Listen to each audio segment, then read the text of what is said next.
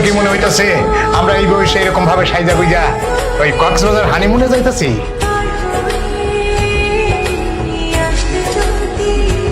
যাই হোক, আমরা যেখানে খুশি যাইতেছি তাতে কোনো অসুবিধা নাই, কিন্তু 3 দিনের জন্য, মাত্র 3 দিন আমরা থাকবো না।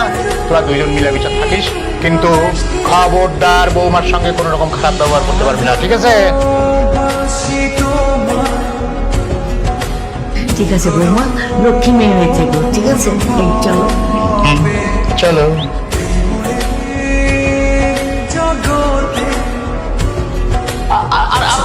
বাবা এরকম মন্টু